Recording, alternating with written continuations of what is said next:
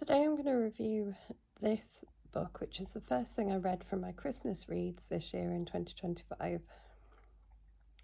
My dad often buys me random non-fiction for Christmas. I love anything about history.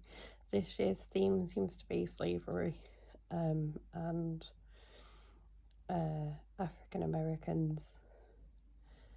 This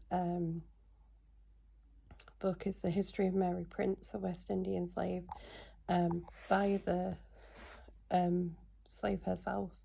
It is dictated, and there is notes in it that are contemporary from the time it was first published to say that it has been edited slightly by the people it was dictated to take out sort of repetition, change some of the kind of colloquial language to ones that people would understand. Names have also been redacted at points in it. What I think makes this interesting, it is quite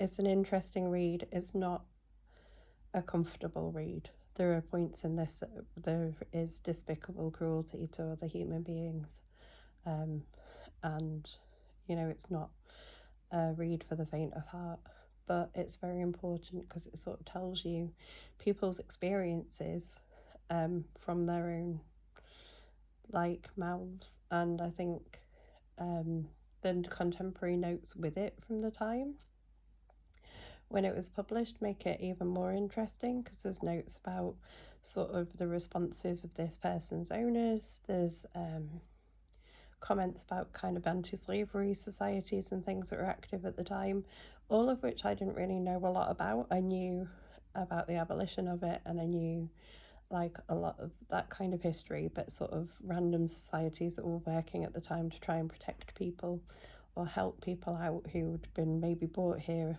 without actually this person had consented to coming to England, but then they were kind of trapped here, and it's like the people who are helping them then, to be able to look after themselves, have some money to be able to feed themselves, things like that.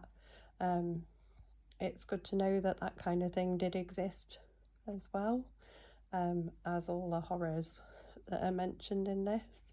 It also has a shorter sort of version at the back of someone who was trafficked away from Africa as a young boy, and is then rescued in the UK when their ship washes up, kind of is stranded there, and it's illegal, so they save the slaves. And again, that's a really short but interesting kind of story to read. So I heartily recommend checking this out if it's a sort of aspect of history that you're interested in.